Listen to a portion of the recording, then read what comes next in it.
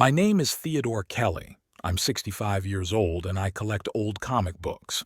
It's probably the only thing that separates me from thousands of other lonely old men. Life has long since become a chore, like the faded pages of an old magazine that no one reads.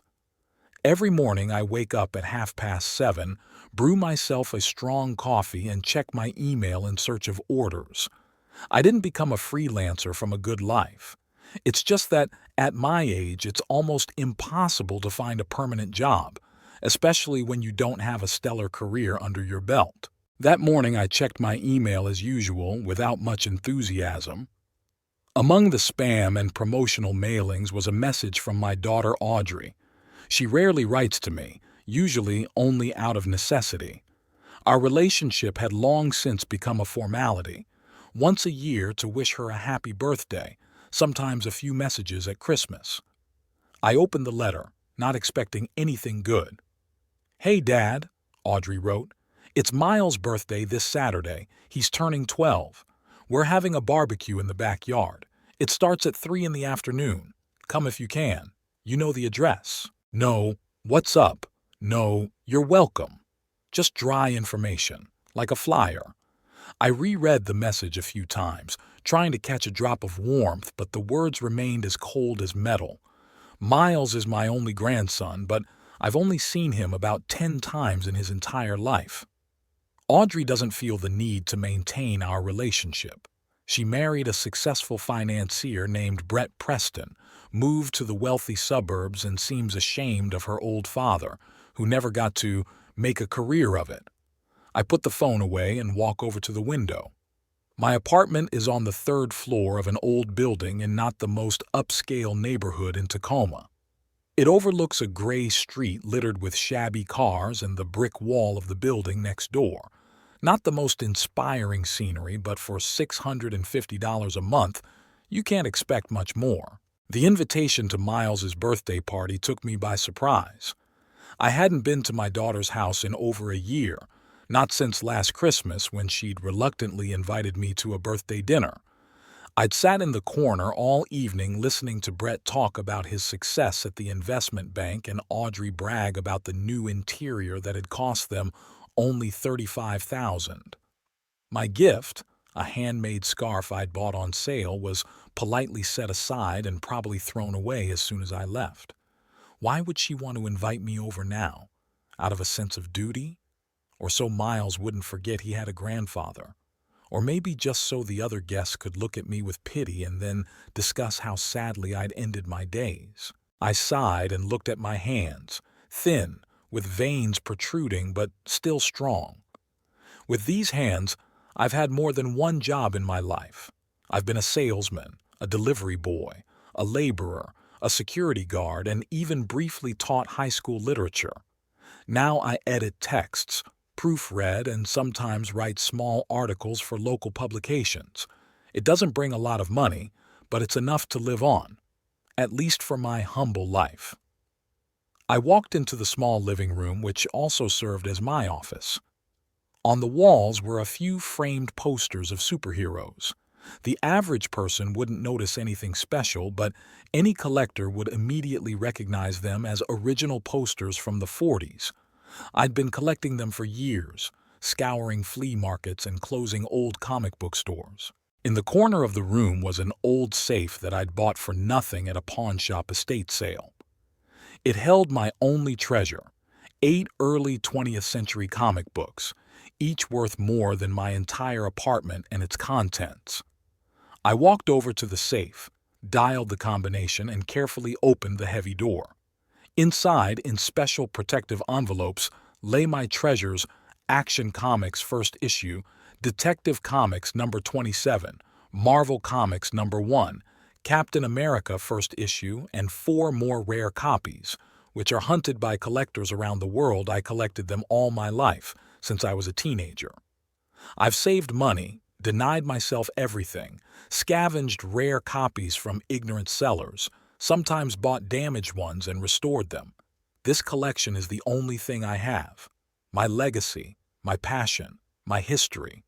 I carefully pulled out Action Comics from 1938, the comic book that ushered in the superhero era.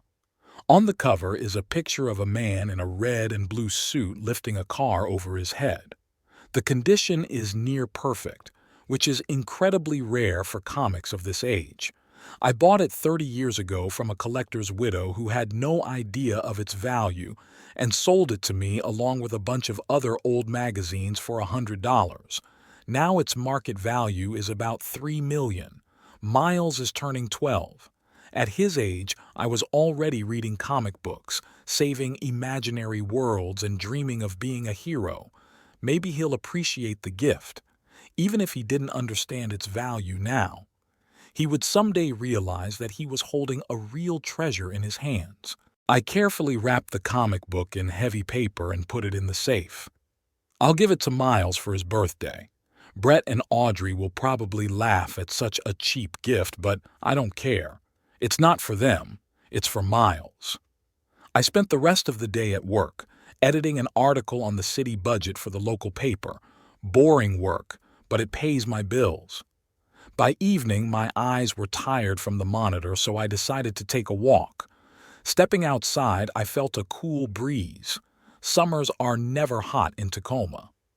I walked past the Chinese diner where I sometimes get takeout food, past an old bookstore where you can find interesting titles at throwaway prices. The owner, Norman, nodded at me from behind the counter. We're not friends, but we know each other well enough to exchange greetings. "How are you doing, Ted?" he asked, putting aside a tattered Hemingway book. "Same old stuff," I replied. "Work, home, work again." "Come over for tea sometime," he suggested, as he'd done hundreds of times before. We both knew I wouldn't come, not because I didn't want to, but because of the way things were. At my age, new habits are hard to pick up. When I got home, I sat down at the table and wrote a reply to Audrey. "Thanks for the invitation. I'll be there. Say hi to Miles." Short and to the point, her style. I hit send and closed the laptop. Saturday morning, I woke up earlier than usual. The day promised to be clear, which is rare for Tacoma. I showered, shaved thoroughly, and put on my best shirt, a dark blue, small plaid. It was a little frayed at the collar, but overall it looked decent. The pants were gray, ironed the night before. The shoes were the only pair I owned, black, polished to a high shine. I looked at myself in the mirror, a skinny older man with gray hair and tired eyes. Once I was taller, straighter, more confident. Time spares no one, especially those who don't have the means to fight its traces. Taking Action Comics out of the safe, I checked its condition once more. It was fine. I wrapped it in the special paper that protects it from moisture and dust, then wrapped it in the superhero gift wrap I'd bought yesterday at the party store. Attached a small card. "To Miles on his birthday from Grandpa. Take care of him. It's a special comic."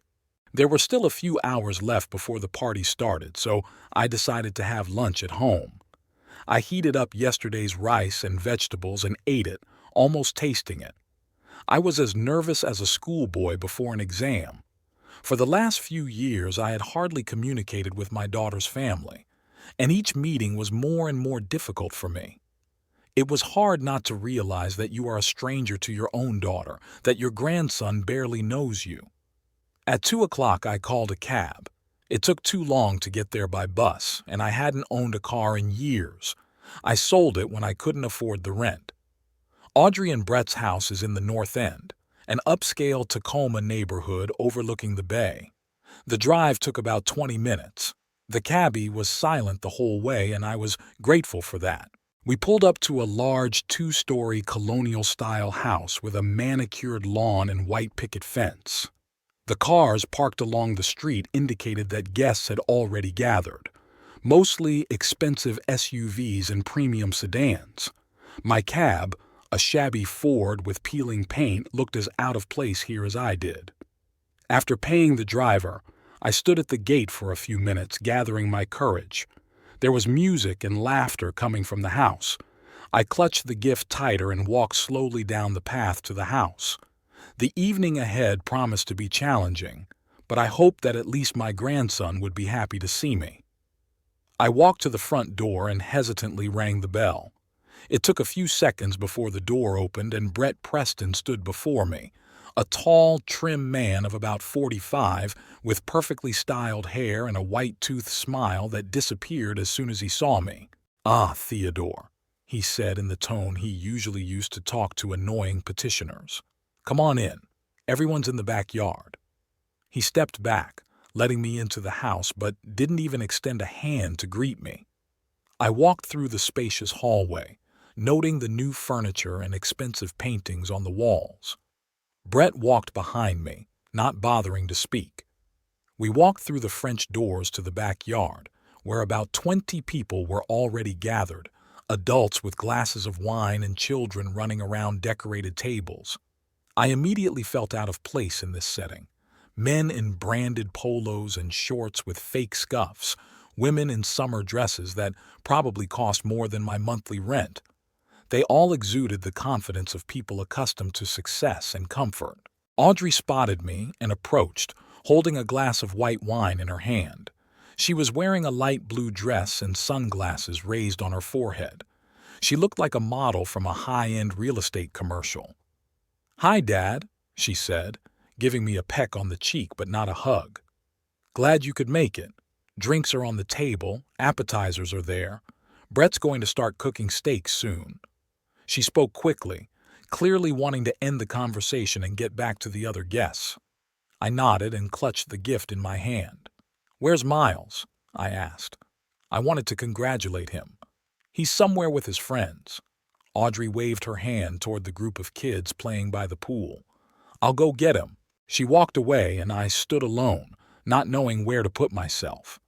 None of the guests seemed interested in me. Apparently, Audrey hadn't seen fit to introduce me to her friends. I slowly made my way to the drinks table and poured myself a glass of lemonade. I hadn't drunk alcohol in years. It had become my best friend after my divorce from my wife, and I'd almost lost my job. I've stayed away from it ever since. "Grandpa!" I heard a child's voice and turned around. Miles was running toward me, a skinny boy with dark hair and brown eyes that looked just like my ex-wife's. He hugged me, and I felt something warm spill into my chest. The last time I'd seen him was Christmas, and he'd grown a lot in 6 months. "Happy birthday, Miles," I said, hugging him back. 12 years is a big deal. "Thanks for coming, Grandpa." He smiled. "I wasn't sure you'd come. Mom said you were very busy." I sighed. Surely Audrey had told him something like that to explain my absence from his life. It was easier to accuse me of being busy than to admit that she didn't want me to see her grandson much. "I'll always have time for you," I replied, handing him a gift. "Here, this is for you. Happy birthday." Miles took the package and smiled even wider. "Can I open it now?" "Sure," I nodded. "Just be careful." He carefully unwrapped the package and pulled out a comic book, protected by a special plastic envelope. His eyes widened in surprise. "Action Comics?" he read. "That's really old. 1,929 years old." I was pleasantly surprised that he could appreciate what he was holding in his hands. "Yes, it's an original issue," I confirmed. "One of the first superhero comics. Are you interested in comics?" "A little," Miles shrugged. "I mostly read them online. My friend Jake has a collection, but they're all modern." "This one's much older," I said, "and much more valuable. Take care of it, Miles. You might need it someday." The boy nodded, peering carefully through the protective envelope. "Thanks, Grandpa. That's cool. I'll show my mom." Before I could answer, Audrey walked up to us, leading a tall woman in an expensive dress. "Dad, this is Victoria Hunter, Jake's mom," she introduced the woman. "Victoria, this is my father, Theodore." "Nice to meet you," Victoria smiled, but there was curiosity mixed with pity in her eyes. I realized that Audrey had probably told her about me, about her failed father, who'd never made it. "Likewise," I replied, feeling even more out of place. "Mom, look what Grandpa got me." Miles exclaimed, showing me the comic book. It's the original Action Comics from 1929. Audrey looked at the gift, and I saw her face change. First bewilderment, then something like annoyance, and finally a sneer. "God, Dad," she said loud enough for everyone around her to hear. "Did you really bring that trash?" I felt the blood rush to my face. Several of the guests turned around at her words. "It's not trash," I replied quietly. "It's a collectible comic book." "Collectible?" Audrey snorted. "You call this old, tattered picture book collectible?" She took the comic book from Miles's hands and waved it carelessly. "Miles, honey, don't be upset," she continued in that tone of voice that mothers use when they want to soothe a child's disappointment. "Grandpa just can't afford a real gift. We only invited him because I felt sorry for him." There was silence. Everyone around us looked at us. Miles stood with his mouth open, clearly not knowing what to say.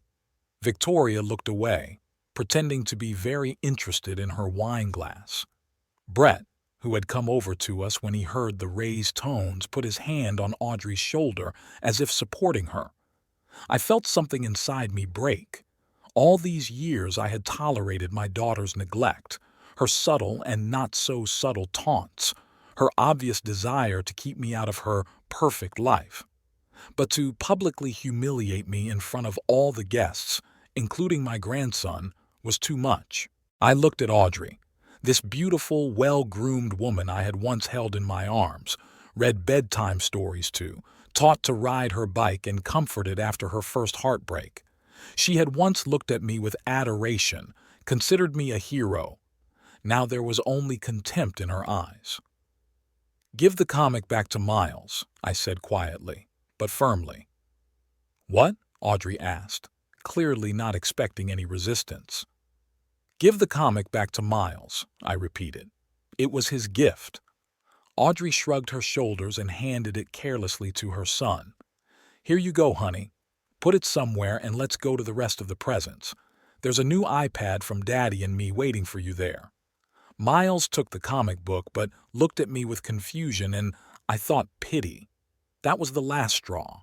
I couldn't take pity from my own grandson. I slowly set the glass of lemonade on the table, turned and walked toward the backyard exit. No one called out to me. No one tried to stop me. I walked through the house, out into the street, and staggered away without looking back. My head was ringing with emptiness. My feet carried me down the sidewalk by themselves, past perfect houses with perfect lawns. I didn't know where I was going. I just wanted to get as far away from this place, from these people, from my own daughter, who thought I was so insignificant that she could humiliate me in front of everyone with impunity. It wasn't until I had walked a few blocks that I began to realize what had happened. Audrey hadn't just insulted me. She had publicly announced that she had invited me out of pity. All these people now knew that I was just a poor relative being tolerated out of mercy. And worst of all, Miles heard it. What would he think of his grandfather now? I pulled over and pulled out my phone. I opened the cab app and ordered a car home. I didn't have much money left, but that didn't matter right now. I wanted to be in my apartment as soon as possible, close the door, and forget this day. While waiting for a cab, I sat on a bench in a small park. The sun was already beginning to slip toward the horizon, and the shadows of the trees lengthened. There were children playing around, young mothers watching them, talking amongst themselves. A normal, peaceful picture, so far removed from the humiliation I had just experienced. I thought about the comic book I'd left for Miles. Not that I expected the 12-year-old to appreciate its true value, but I hoped that he would at least keep it, perhaps take an interest in the history of comic books. Now, after Audrey's words, he'd probably toss it somewhere or throw it away altogether. $3 million will go in the trash because my daughter considers collectible comics trash. The cab arrived, a shabby Chevy with a tired driver behind the wheel. I sat in the back seat and gave my address. The driver nodded and drove off without trying to make conversation, for which I was grateful. On the way home, I stared out the window at the houses floating by, getting more and more modest as we got further away from the upscale neighborhood. My thoughts swirled around the same thing. How could my own daughter treat me like this? What had I done wrong in raising her? When did she turn into a person for whom material values are more important than relationships? After my divorce from her mother, I tried to be a good father. I came every weekend, took her to parks and museums, helped her with her homework. Money was always a problem. After child support payments, I barely had enough for a modest place to live, but I never complained or missed a payment. I wanted Audrey to have everything she needed. Maybe that was where my mistake was. Was I trying so hard to provide for her materially that I forgot about spiritual values? Or was it her mother, who had always strived for wealth and status and eventually left her for a more successful man? Audrey was 14 when we divorced, old enough to understand what was going on, but not mature enough not to judge. The cab stopped in front of my house. I paid, leaving a small tip, and got out. The entryway greeted me with the familiar smell of an old building, a mixture of dust, cooking, and a little dampness. Climbing to the third floor, I opened the door of my apartment and walked in. It was quiet and cool inside. I took off my shoes, walked into the living room, and sank into an old armchair by the window. It was starting to get dark outside the window, and the first stars were appearing in the sky. I sat motionless, looking at them, trying to cope with the pain and humiliation. At one point, I stood up and walked over to the safe. I opened it and looked at the remaining 7 comic books. Each one represented a part of my life, a story of finding and acquiring, years of careful storage, and each was worth a fortune. Audrey didn't know the true value of what I had given her son. To her, it was just trash, an old picture book. She never took any interest in my collection, thinking it was just another oddity of a loser father. If only she knew that my trash was worth more than her house. But I never told her that, partly because I didn't want her to appreciate me just for the money, partly because it was my private world, my sanctuary. And now I realized I was doing the right thing by keeping it a secret. I closed the safe and returned to my chair. A plan slowly matured in my mind. Audrey thinks I'm a lowlife, not even deserving of basic respect. She invited me to her son's birthday party out of pity and wasn't shy about saying so in public. Well, maybe it's time I taught her a lesson. I knew that in her eyes I had value only as the author of a will that said, "I bequeath everything I have to my daughter." This was the standard wording I had used years ago when I had drawn up the paperwork at the notary's office. Back then, I had nothing to bequeath except old furniture and books. Now, the situation was different, though Audrey didn't know it. I pulled out my phone and opened my contacts. I found the number for Leon Marker, the family notary who had handled all my paperwork for the last 20 years. It was getting late, but it couldn't wait until morning. I pressed the call button, and after a few beeps, I heard a familiar voice. "Leon Marker, speaking." "Leon, this is Theodore Kelly," I said. "I'm sorry for the late call, but I need to change my will right away." "Theodore?" I could hear the surprise in his voice. "Is something wrong?" "Yes," I answered. "I want to cut my daughter out of the will. Completely." There was a pause. I knew Leon was surprised. Audrey and I were each other's only relatives, and despite our uneasy relationship, she had always been my heir. "Are you sure?" he finally asked. "It's a big decision." "I'm absolutely sure," I said firmly. "I want my entire estate to go to a fund to support aspiring comic book illustrators. Can you prepare the documents?" "Of course," Leon answered after a short pause. "I can have everything ready by tomorrow morning. Will you come to the office?" "Yes, I'll be at your place at 10, I said, and ended the call. I put the phone down on my desk and looked out the window. The decision had been made, and in a strange way I felt relieved. For the first time in years, I felt in control. that I could stand up for myself, even if only in this way. Audrey had never been interested in me as a man, as a father.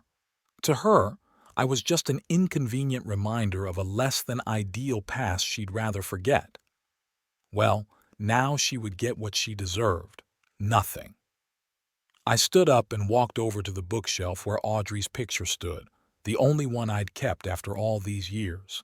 It showed her as a teenager, smiling, with a sparkle in her eyes that had long since disappeared. I looked at the photo and thought about how much things had changed, how we had become strangers to each other. In the silence of the apartment, all I could hear was the ticking of the old clock on the wall. Time was passing, taking with it the last remnants of the relationship that had once bound me to my daughter. I didn't know what tomorrow would bring, but I was sure of one thing. I would no longer allow her to treat me like a worthless old man who was tolerated out of pity. I silently got up and left without anyone even noticing. But the very next day, everything would change. Sunlight was streaming through the curtains when Miles Preston opened his eyes.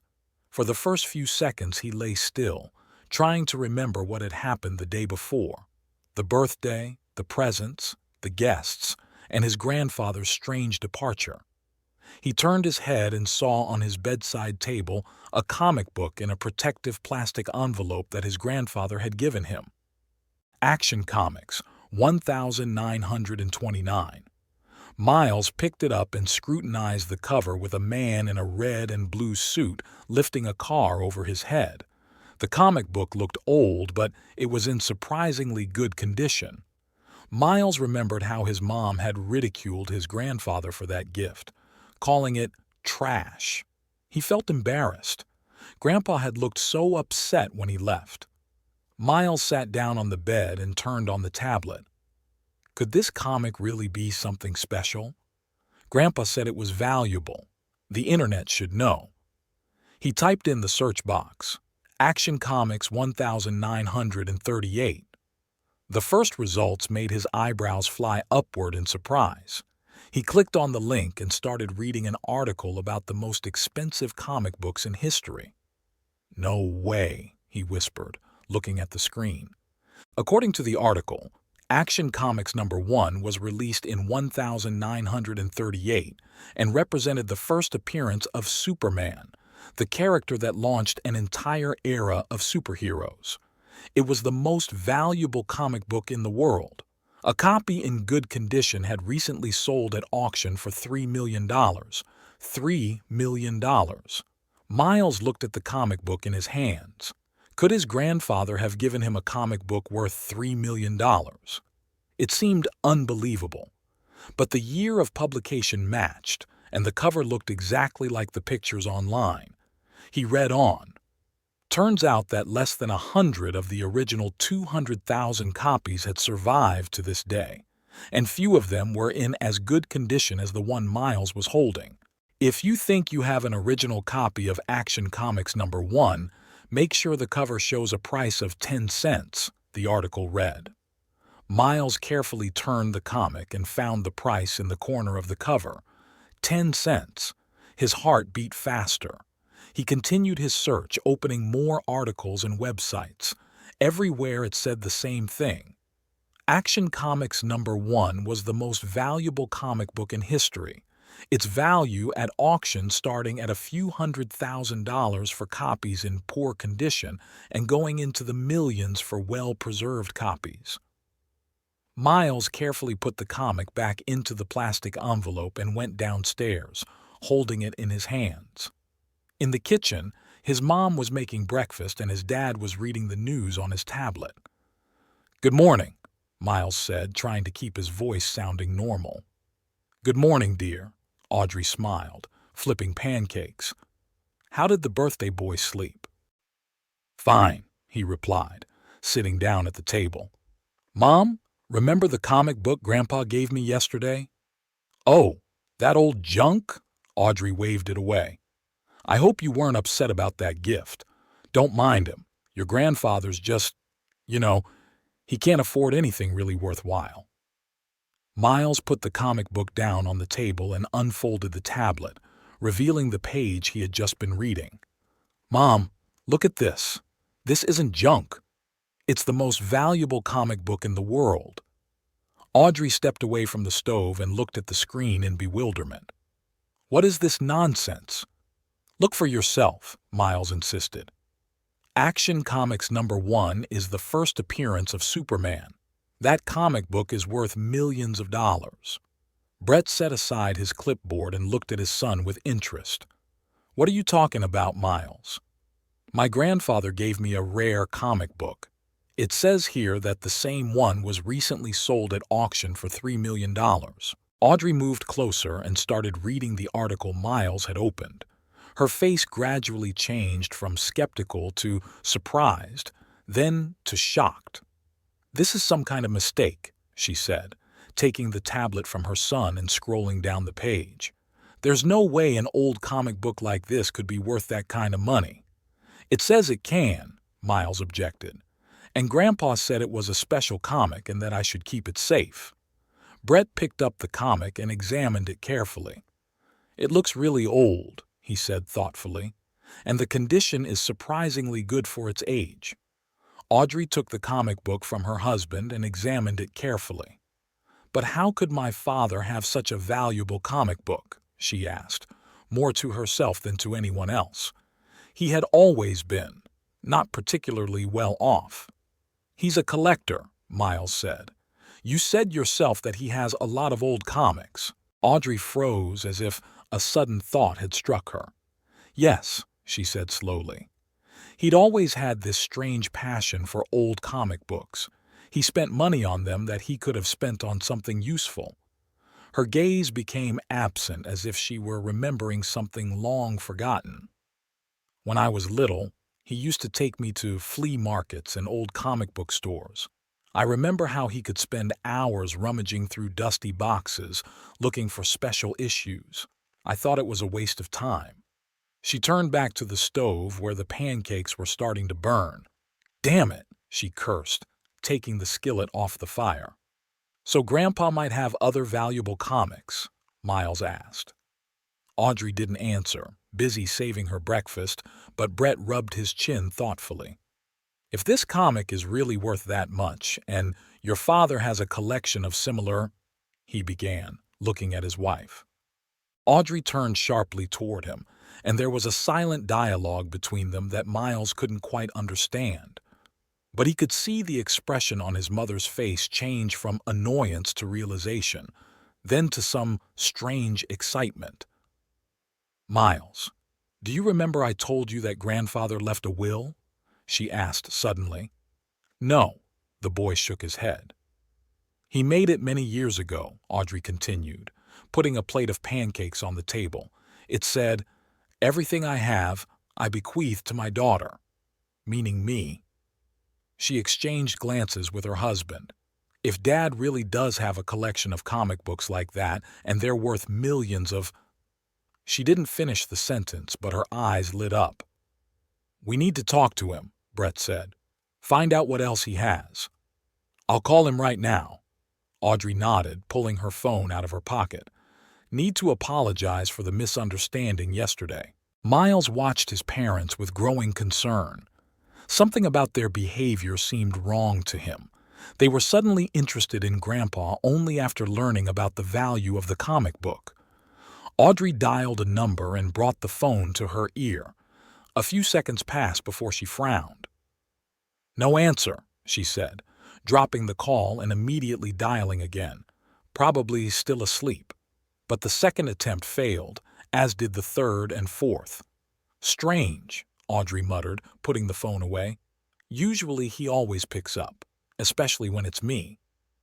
"Maybe he was offended after last night," Miles suggested. Audrey gave her son an annoyed look. "Eat your breakfast," she said. "I'll try to call him later."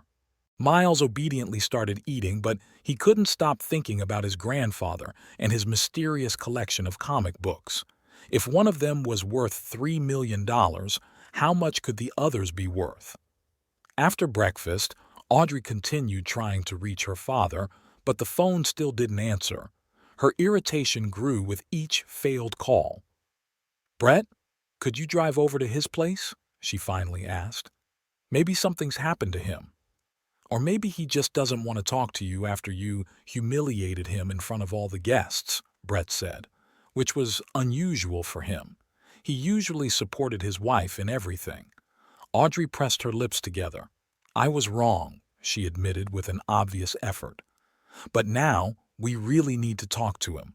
If what the internet says is true, his collection could be worth a fortune. And it would all be yours, according to the will," Brett added with a wry smile. "Ours," Audrey corrected him. "Now, please go see him." "I can't." Brett shook his head. "I have a client meeting in an hour, but you can call your family notary. What's his name? Leon?" "Leon Marker." Audrey nodded. "That's a good idea. He should know what's going on with Dad." She found the notary's number and dialed it. Unlike her father, Leon answered after the second dial tone. "Leon Marker speaking." "Hello, Leon. This is Audrey Preston, Theodore Kelly's daughter," she introduced herself, trying to keep her voice calm and friendly. "I've been trying to contact my father, but he's not answering his cell phone. Have you had any contact with him lately, by any chance?" There was a short pause, then Leon answered with some caution. "Yes, Miss Preston, your father was at my place last night." "Last night?" Audrey was surprised. "Why?" Again the pause. "I'm afraid I can't discuss the details of his visit without his permission," said the notary. "Client confidentiality, you understand." Audrey felt anxiety rising inside her. "Leon, you and I have known each other for many years. I'm worried about my father. He acted strangely yesterday at my son's birthday party, and today he's not answering his cell phone. Please at least tell me if he's okay." "Physically, he was perfectly fine when he left my office," Leon replied. "But emotionally, he seemed upset." "What did he do, Leon?" Audrey asked bluntly, sensing that the notary was not telling her something. There was a long silence, then a deep sigh. "Miss Preston, your father has changed his will," Leon finally said. "And given the circumstances, I think you should know about it." Audrey felt her heart skip a beat. "What changes?" He cut you out of the will," Leon replied, regret evident in his voice. "Completely. His entire estate now goes to a fund to support aspiring comic book illustrators." Audrey froze, the phone as if it were stuck to her ear. She couldn't believe what she was hearing. "What? Why? What did I do?" "He didn't go into details," Leon said, "but he was very determined. He said it was final." "But that's crazy," Audrey exclaimed. "He can't just disinherit me. I'm his only daughter." "Unfortunately, he can," Leon said softly. "It is his right to dispose of his property as he sees fit." "But what does he have?" Audrey didn't give up. "Old furniture and books? The apartment he rents? What difference does it make?" Leon was silent for a moment and then said carefully, "Miss Preston, I can't discuss your father's financial affairs, but you might want to consider why he's making this decision now." Audrey thought of the comic book, of its incredible value, of the possible collection of similarly valuable copies. Panic gripped her. "I need to find it," she said, more to herself than to the notary. "Thank you, Leon. If he contacts you, please ask him to call me. It's very important." She ended the call and turned to Brett, who was watching her with growing concern. "What's wrong?" he asked. "My father cut me out of his will," Audrey replied, her voice shaking with a mixture of anger and fear. "Last night, after he left the party." "What?" Brett looked shocked. "But why?" "Obviously because of what I said yesterday." Audrey grinned bitterly. "But that's not the point. Do you realize what this means? If he really does have a collection of such comics, and they're all so valuable, we have to find him," Brett said firmly. "Now." "I'm going to his house." Audrey nodded, grabbing the car keys. "Will you stay with Miles?" "Sure," Brett agreed. "But keep me informed." Miles, who had been sitting quietly in the corner of the living room all this time listening to his parents' conversation, felt strange. He was happy that his grandfather had given him such a valuable comic book, but upset at how his parents had reacted. They were only thinking about the money, not Grandpa. "Mom," he called out when Audrey was already at the door, "please don't swear at Grandpa. He's a good man."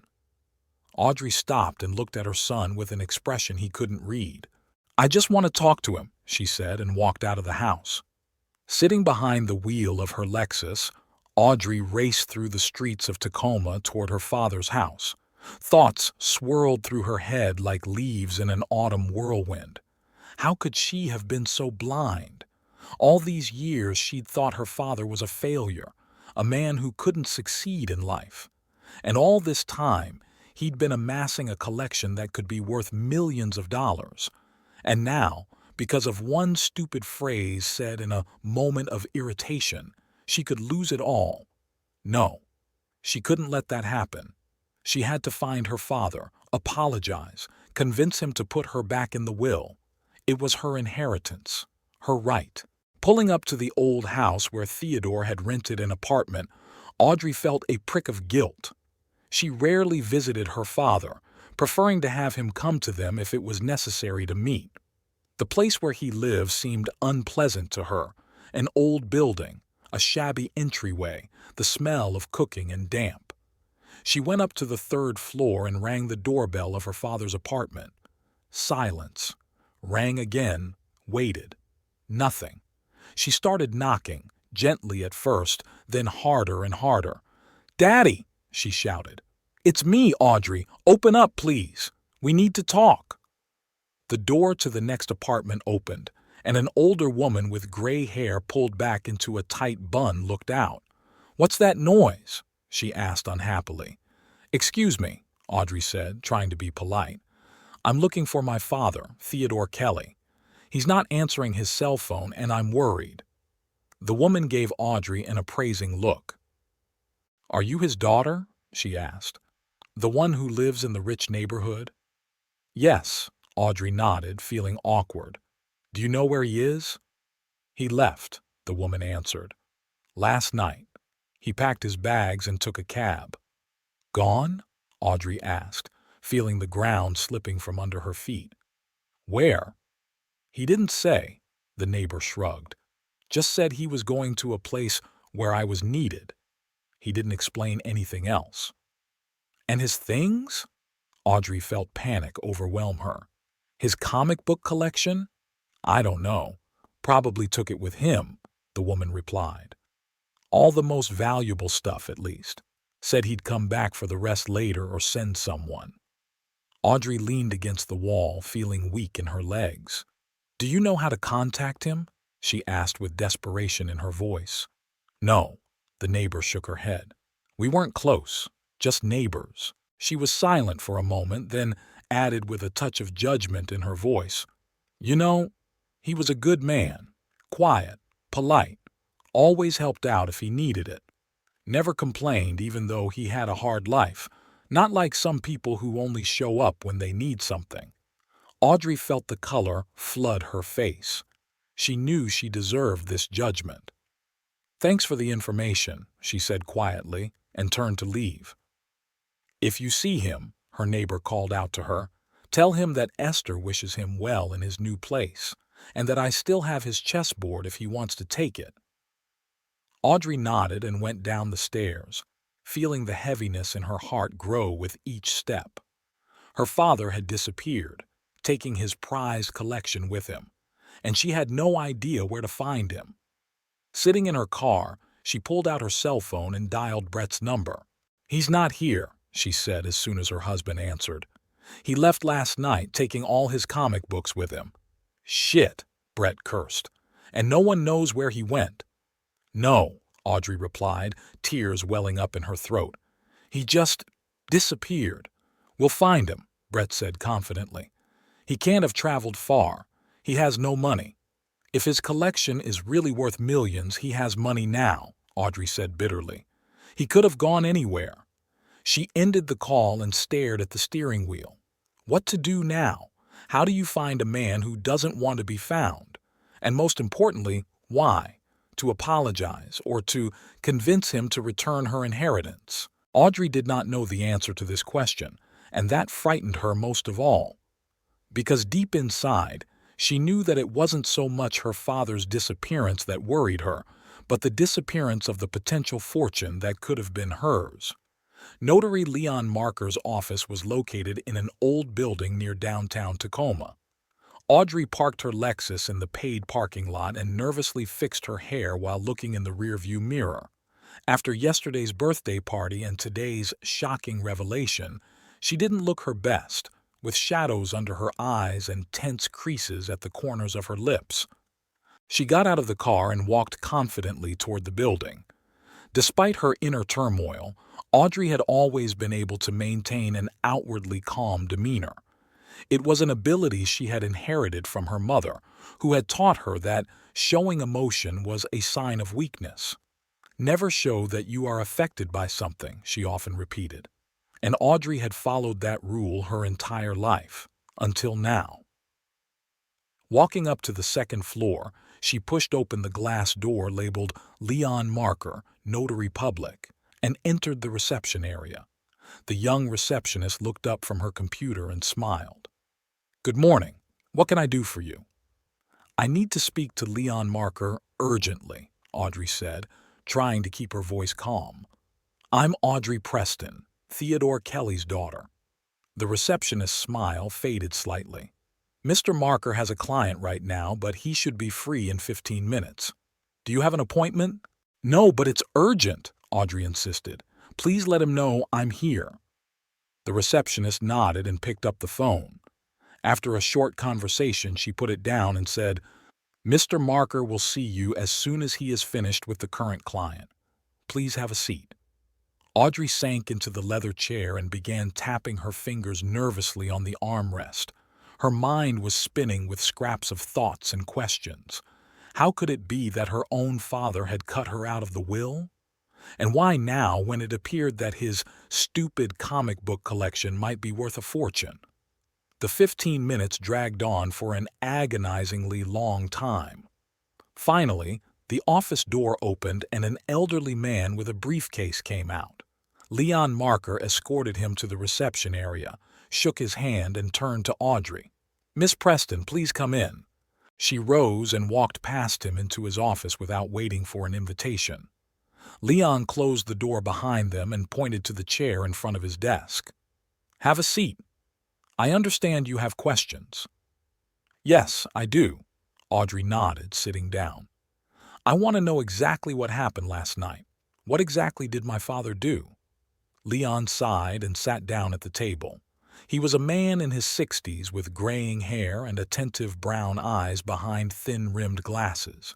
He had been the Kelly family notary for over 20 years and knew both Theodore and Audrey very well. "Your father came to see me last night about 9 o'clock, he began. He was upset but determined. He said he wanted to make changes to his will, specifically to completely exclude you as an heiress and give all of his estate to a foundation to support aspiring comic book illustrators." "But why?" Audrey exclaimed. "How did he explain it?" Leon took off his glasses and began wiping them with a handkerchief, clearly buying time to find the words. "He didn't have to explain the change in the will, but he did mention an incident at your son's birthday party. Said it was the last straw." Audrey felt the color flood her face. She remembered her own words spoken in a fit of irritation. "We only invited him because I felt sorry for him." Words that, as it turned out, had cost her millions of dollars. "It was a misunderstanding," she said, trying to keep her voice sincere. "I didn't mean to hurt him. It just came out in the heat of the moment." Leon put on his glasses and looked at her carefully. "Miss Preston, I've known you since you were a child, and I've known your father for a long time. He's never been a man of impulsive decisions. If he did this, it was a long time coming. Yesterday's incident was probably just an excuse." Audrey felt anger growing inside her, not just at her father, but at herself, for allowing this to happen.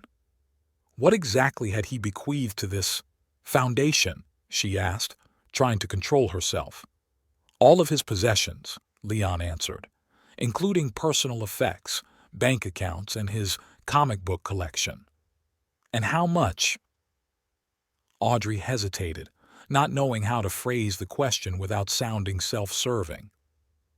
I mean, this collection, is it really valuable? Leon leaned back in his chair and folded his hands on his stomach. Miss Preston, as a notary, I can't disclose financial details, but as someone who has known your father for many years, yes, his collection is very valuable. He spent a lifetime collecting it, denying himself many things. But why didn't he ever talk about it? Audrey wondered. Why did he live in that awful apartment when he could afford something better? Your father was never interested in material wealth, Leon replied gently.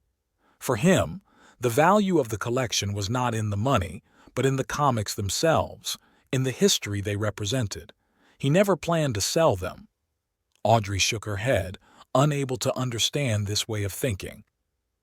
What am I supposed to do now? She asked. Is there any way to contest this will? Leon straightened up and his tone became more formal.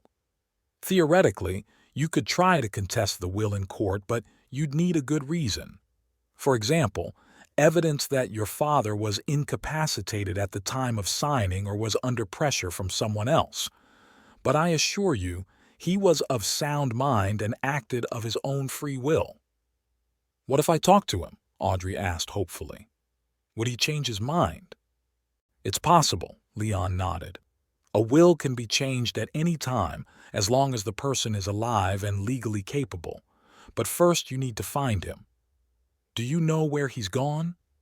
No, the notary shook his head. He hasn't told me his plans.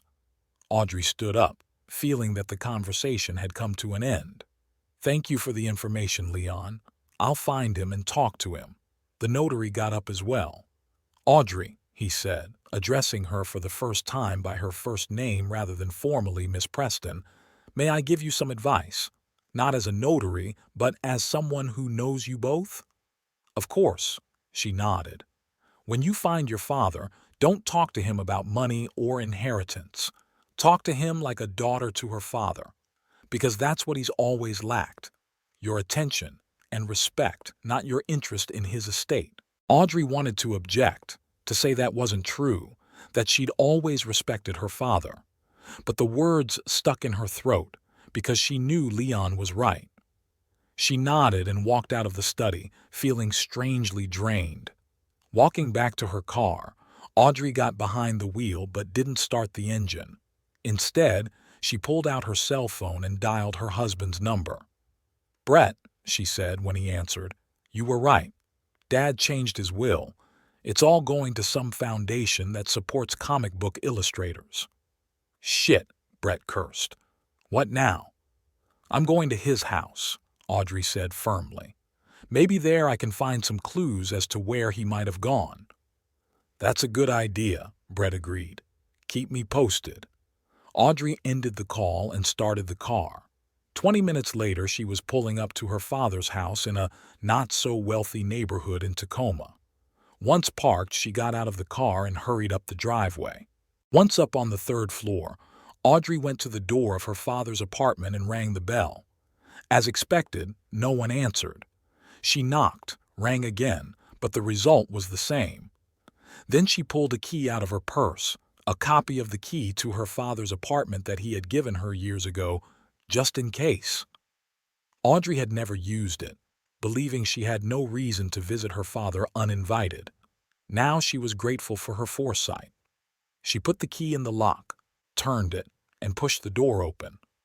The door opened with a slight creak and Audrey stepped into the half-dark hallway.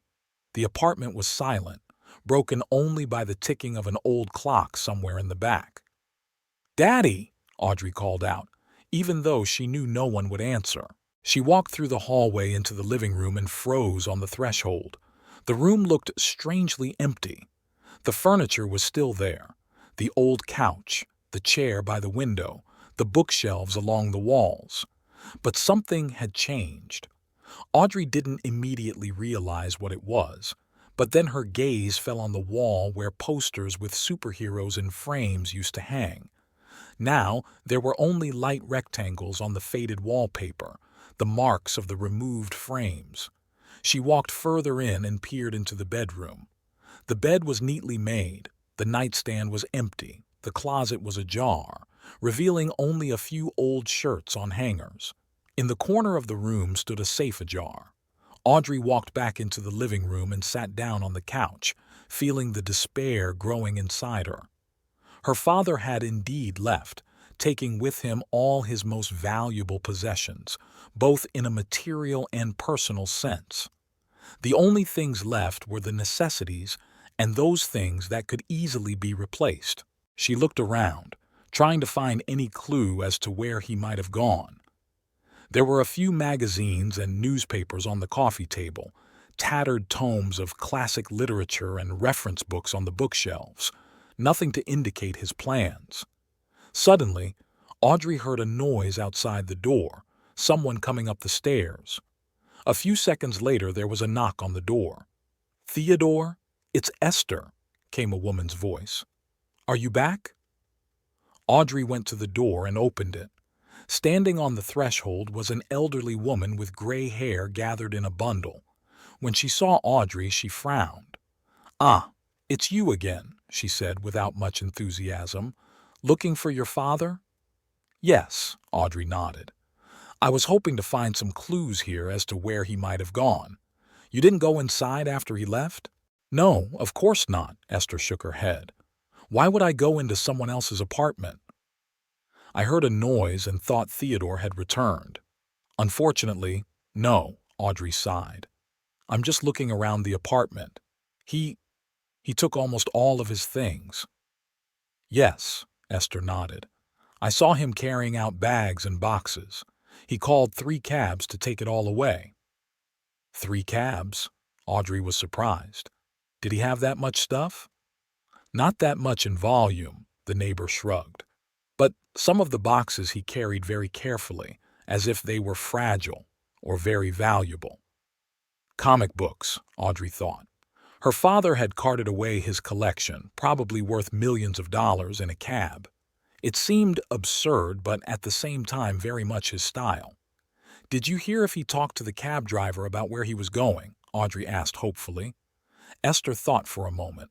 "No, I haven't heard," but she hesitated, as if hesitating whether to go on. "But what?" Audrey asked impatiently. "He was on the phone the last time he went out. I happened to overhear part of it. He was talking about some hotel and that he would stay there for a few days until he found a permanent place to stay." "What hotel?" Audrey felt a spark of hope light up inside her. "I don't remember exactly," Esther frowned. "Something to do with the mountains or the forest. Oh, I remember. The Grand Pine Hotel. Yes, that's right. That's what he said. I'm staying at the Grand Pine for a few days." Audrey pulled out her phone and quickly Googled the name.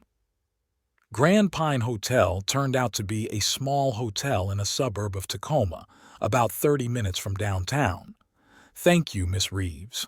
Audrey thanked her sincerely. "You've been very helpful." "You're welcome," Esther nodded. "Just, if you find Theodore, tell him I still have his chessboard. We used to play sometimes in the evenings, you know. He's quite a good player." Audrey looked at her neighbor in surprise.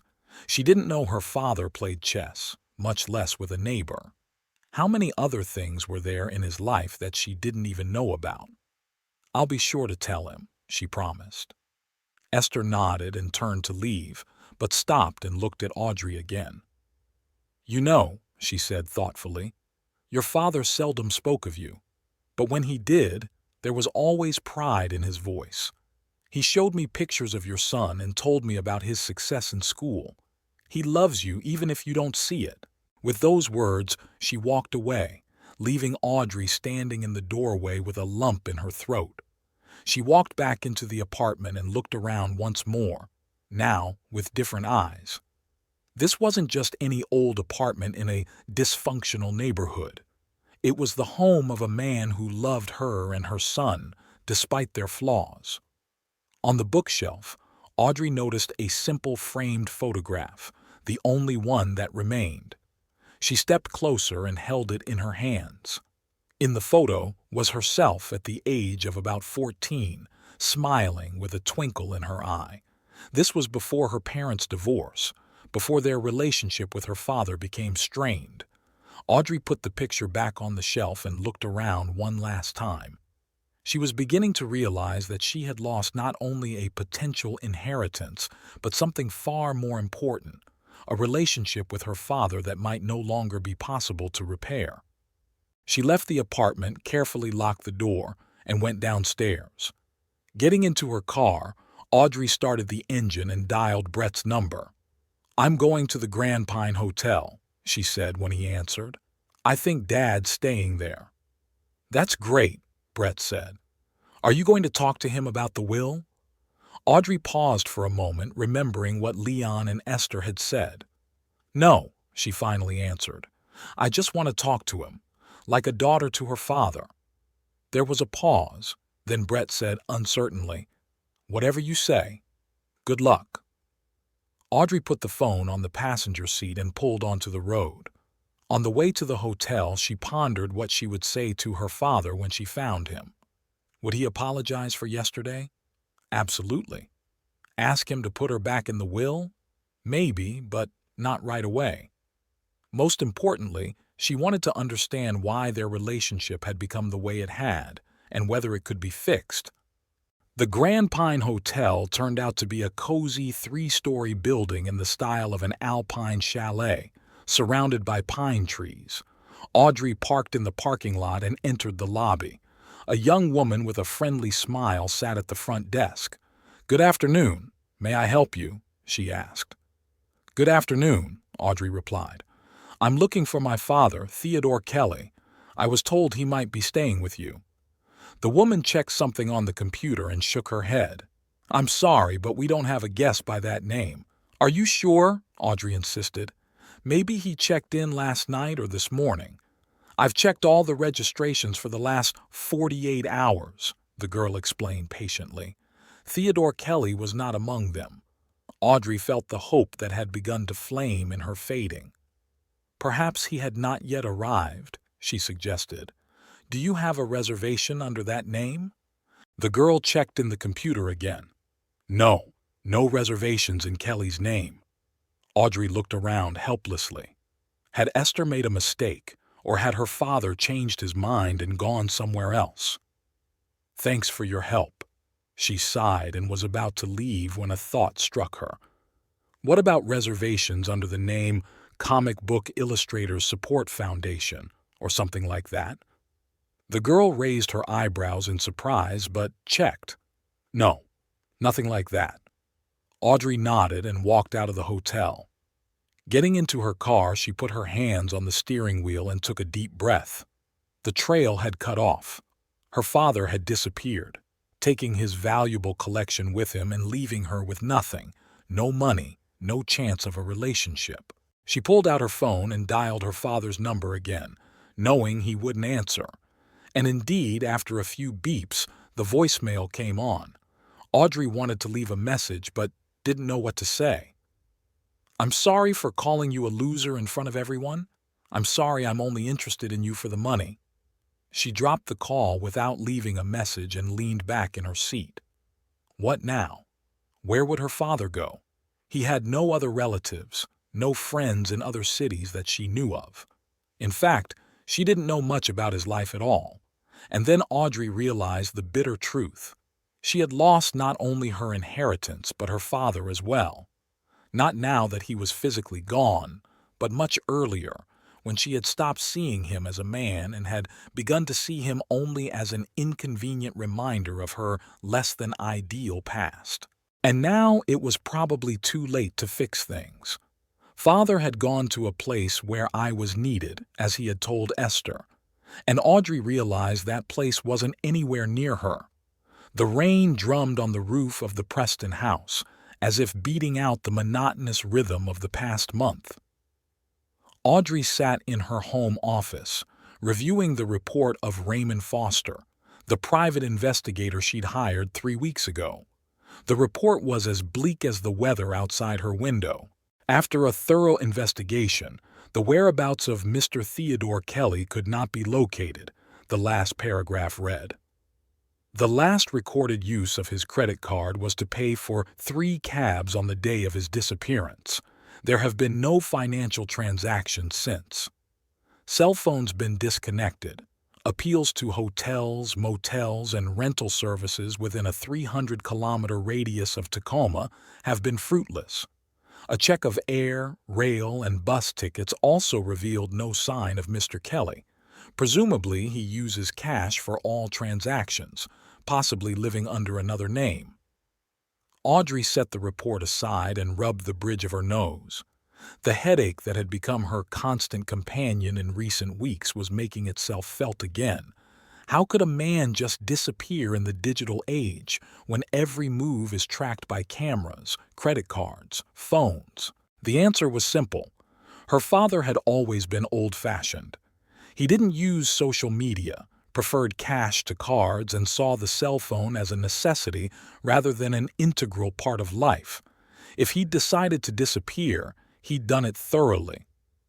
Audrey glanced at the framed photograph on her desk, a snapshot from last year's Christmas, a picture of them all together.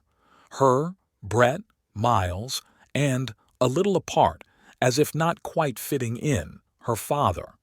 She hadn't noticed then how aloof he'd looked in the family photos. Now, it was glaring. The phone rang, snapping Audrey out of her reverie. The name on the screen was Victoria Hunter, the same woman who'd been at Miles's birthday party and witnessed the humiliating comic book scene. "Hello," Audrey answered, trying to make her voice sound cheerful. "Audrey, honey," Victoria's voice sounded energetic. "How are you? I didn't see you at the last book club meeting." "Sorry, I was busy," Audrey lied. In fact, she couldn't bring herself to go out for fear of the stares and whispers behind her back. News of how she'd treated her father had spread quickly through their small community. "I see," Victoria said in a tone that made it clear she didn't believe a word of it. "Look, I'm calling because I just found out something interesting. You're still looking for your father, right?" Audrey straightened up in her chair, suddenly interested. "Yes, I am. Do you have any information?" "Not really," Victoria answered. "But you know Marcus Reed. He works for an insurance company that often deals with art and collectibles." "I know." Audrey nodded, though she couldn't see her. "He came to Christmas dinner last year." "Exactly. Anyway, he'd just gotten back from New York where his company was insuring a big auction. And guess what they were selling?" Audrey's heart skipped a beat. "Comic books?" "That's right," Victoria exclaimed with the enthusiasm of someone sharing juicy gossip. "A collection of 7 of the rarest comic books from the early 20th century. Marcus says they went for over $20 million. $20 million, Audrey echoed, feeling a chill go down her spine. Can you imagine? And the best part was that the seller wished to remain anonymous. The whole sale was done through an intermediary. Marcus said that was very unusual for an auction like this. Usually, sellers of such valuable collections love the attention of the press. Audrey closed her eyes, trying to cope with her emotions. $20 million. A sum that could have completely changed her life and the lives of Brett and Miles. And it had all gone by because of one stupid phrase said in a moment of irritation. "Are you still there?" Victoria asked after a pause. "Yes, I'm sorry," Audrey replied. It's rather sudden. Do you know what kind of comics were sold?" Marcus mentioned something about action comics, detective comics, and some other titles. "I don't know much about it, but he said they were all in perfect condition, which is incredibly rare for such old titles.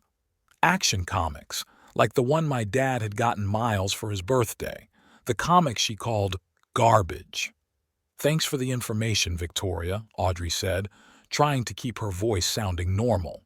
That's very interesting." "I thought you should know," Victoria replied. "Considering your father collected comic books, this could have been his collection, couldn't it?" "Maybe," Audrey replied evasively. "Listen, I have to go. Let's call you this week. Sure, honey. Take care of yourself. Audrey hung up the phone and leaned back in her chair, trying to make sense of what she had heard. Her father, a man she considered a loser, had just sold his comic book collection for $20 million, a collection that could have been her inheritance if she had just treated him with respect. The door to the office opened and Brett walked in with a cup of coffee in his hand. "Who was on the phone?" he asked, setting the cup down in front of Audrey.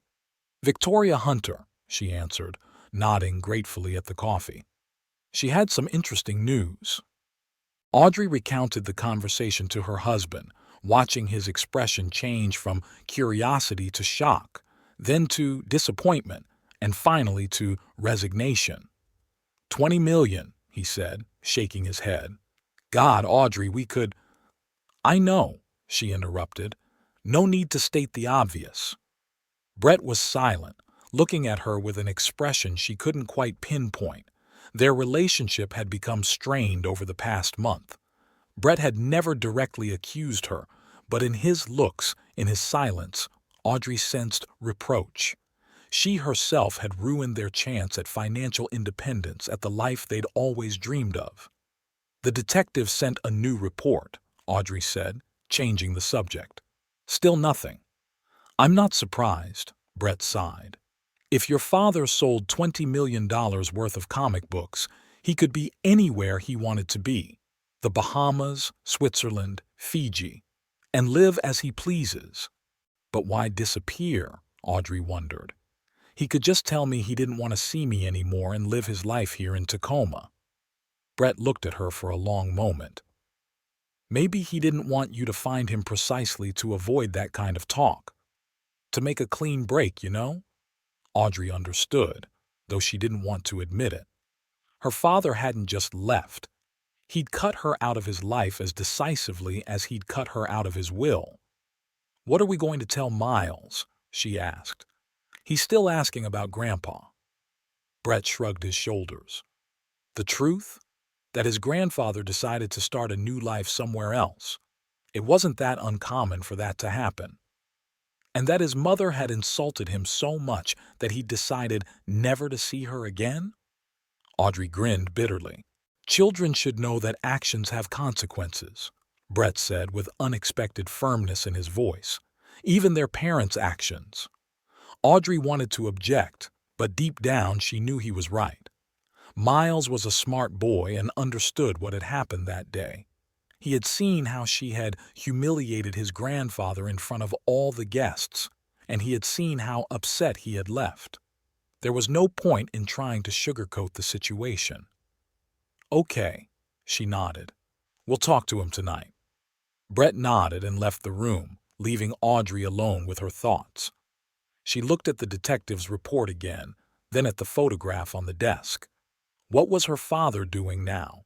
Enjoying his newfound wealth, traveling the world, or maybe doing something he'd always dreamed of but couldn't afford before? Audrey sighed and got up from the table. Needed to get down to business, take her mind off the heavy thoughts.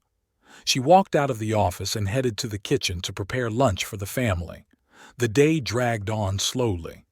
The rain didn't stop, creating a gloomy atmosphere that perfectly matched Audrey's mood.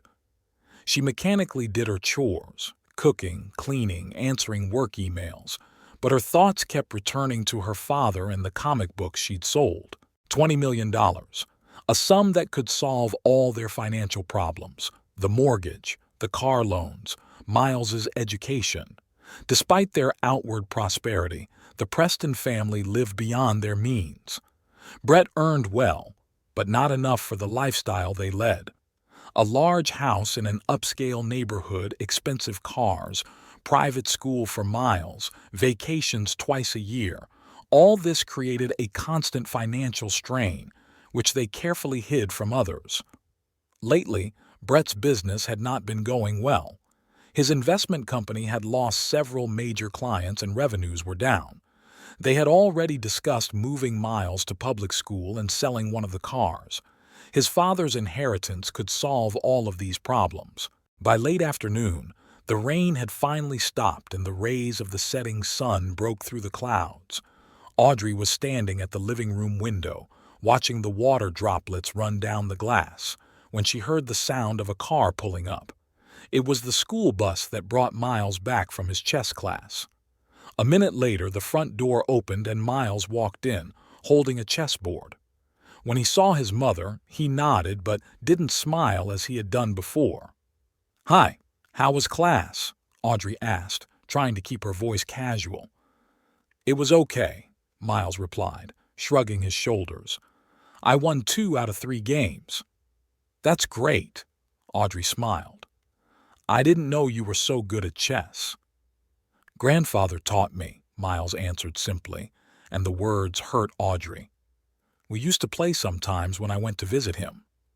"You went to visit your grandfather?" she wondered. "When?" "Sometimes on Fridays after school," Miles said, taking off his jacket. "You were at work and Dad let me take the bus to him." Audrey looked at her son with bewilderment. She didn't know about these visits. Brett had never mentioned them. Another part of her father's life she had no idea about. "Why didn't you tell me?" she asked. Miles shrugged again, a gesture that had lately become his favorite response to his mother's questions. "I don't. You never asked about Grandpa.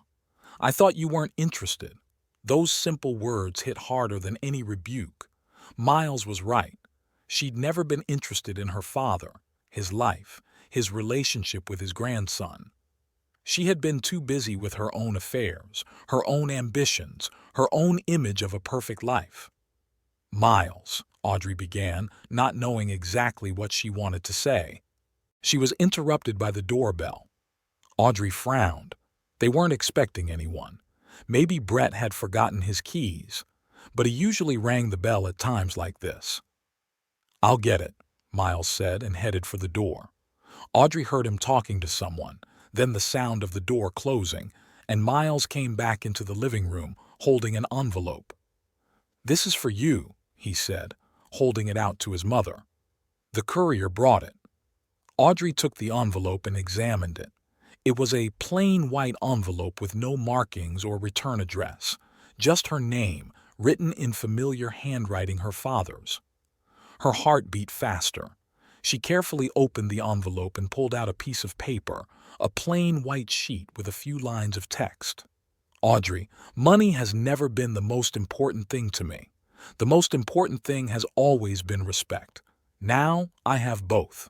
And all you have left is greed, TK." A short message, but every word was like a knife stab. Audrey felt tears coming to her throat, but held them back, not wanting to cry in front of her son. "What is it?" Miles asked, watching her reaction. "Nothing important," Audrey lied, tucking the note into her pocket. "Just work stuff." Miles looked at her questioningly, but didn't insist. "I'm going to go to my room. I have homework to do," he said and headed for the stairs. "Sure," Audrey nodded. "I'll call you when dinner is ready." Left alone, Audrey pulled out the note again and reread it. "Money has never been the most important thing to me." Yes, she knew that. Her father had always lived modestly, even when he could afford more. The most important thing has always been respect. And that was something she couldn't give him. Instead of respect, she'd given him disdain, considered him a failure, shamed him in front of his friends. Now I have both. He'd sold his collection, gotten money that had probably never been his goal, but which now gave him freedom. And perhaps somewhere in his new life he found people who respected him not for his fortune, but for the kind of man he was. And all you have left is greed. That phrase was the most painful because it was true. When Audrey had learned of the value of comic books, her first thought was not about her relationship with her father, but about the money she could get. Even now, when she learned of the sale of the collection, her first thought was not whether her father was happy, but that she had lost $20 million. The phone rang, snapping Audrey out of her bitter musings. It was Brett, informing her that he would be late at work until late afternoon. "Don't expect me for dinner," he said. We're having trouble with a new client and it's urgent. Okay, Audrey replied mechanically. Be careful driving. She hung up the phone and looked at her watch. There was still time before dinner, but she didn't feel the energy to cook. Instead, Audrey went up to the bedroom and lay on the bed, looking up at the ceiling. Her father's note wouldn't leave her mind. All you have left is greed. But did she even have it? The money she'd been so obsessed with was gone with her father. All she had left was a house they could barely afford, a job that wasn't fulfilling, and a family that seemed to be falling apart. Brett was growing more and more distant, immersed in his financial problems. Miles had looked at her with different eyes since that incident with his grandfather, a look in which she saw not just disappointment, but judgment. The child was judging his mother for the way she had treated his grandfather. Audrey remembered how her father had left the party, quietly, with dignity, without making a scene. He had just gotten up and left when he realized he was being disrespected, and no one even noticed his departure, so insignificant he was in their eyes. Now that he was gone from their lives, leaving behind only bitterness and regret, they finally noticed the void he'd left behind. The doorbell rang and Audrey reluctantly got out of bed. Who could it be? Another courier? Or maybe a detective with news? Going downstairs, she opened the door and saw a courier carrying a large box. "Delivery for Audrey Preston," he said, holding out an electronic tablet for her signature. Audrey signed the document and took the box. It was light but quite bulky. No sender's marks, just her name and address. Carrying the box into the house, Audrey set it on the living room table and carefully opened it. Inside, carefully wrapped in protective material, was a comic book, the same Action Comics that her father had given Miles for his birthday. Audrey stared at it in bewilderment. How had it ended up here? Miles kept it in his room. She called out to her son, and a moment later he came downstairs. "Miles, did you give someone the comic book your grandfather gave you?" she asked, pointing to the box. Miles stepped closer and looked inside. "No," he shook his head. "My comic book is upstairs in the closet." "Are you sure?" Audrey insisted. "It looks exactly the same." "I'll check," Miles said and ran upstairs, only to return a minute later with the comic book in his hands. "See? There it is." Audrey compared the two comics. They were identical. Two copies of Action Comics #1 in identical protective envelopes in equally excellent condition. "But how—" she began, and noticed that there was something else in the box. She pulled out a small envelope, similar to the one that had arrived earlier. Inside was another note. "Audrey, this comic is the last of my collection. The others have been sold. It's worth about $3 million. Whether you can sell it or keep it is up to you. Consider this my parting gift. Don't come looking for me again. I've started a new life where I'm appreciated for who I am, not what I have. TK." Audrey sank down on the couch, unable to believe what she had just read. Her father, who she thought was petty and vindictive, had just given her a gift of $3 million. Why? To show that money meant nothing to him? Or was it his way of saying goodbye, leaving her with something of value, not just in a material sense, but as a reminder of what she'd lost? Miles sat down next to her, looking at the comic book in the box. "Is this from Grandpa?" he asked quietly. "Yes." Audrey nodded, unable to say anything else. "He's not coming back, is he?" "No, honey," she answered, feeling tears coming to her throat. "He started a new life somewhere far away." Miles was silent for a moment, then asked, "Was it because of what you said at my birthday party? That you only invited him out of pity?" Audrey looked at her son, surprised at his bluntness. She wanted to lie, to say it wasn't true, that his father had other reasons for leaving. But Miles deserved the truth. "Yes," she admitted. "It was one of the reasons. I hurt him, and he decided to walk out of our lives. I miss him," Miles said. and there was such genuine sadness in his voice that Audrey's heart ached. "I do too," she replied, and it was true. It wasn't her potential inheritance she missed, but her father, a man she'd never bothered to really get to know until it was too late. Miles stood up and headed for the stairs.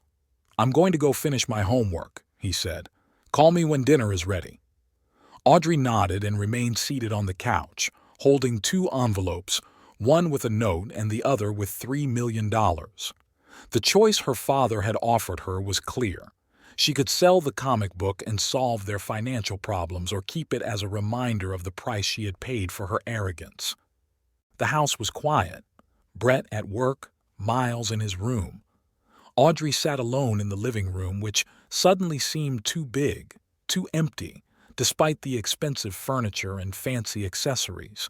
She thought of her father's small apartment, which had always seemed shabby to her, but in which he had probably been happier than she had been in his luxurious home. The pursuit of material possessions had caused her to lose what really mattered: her relationship with her father and the respect of her son, who now looked at her with different eyes, and no amount of money could fix that.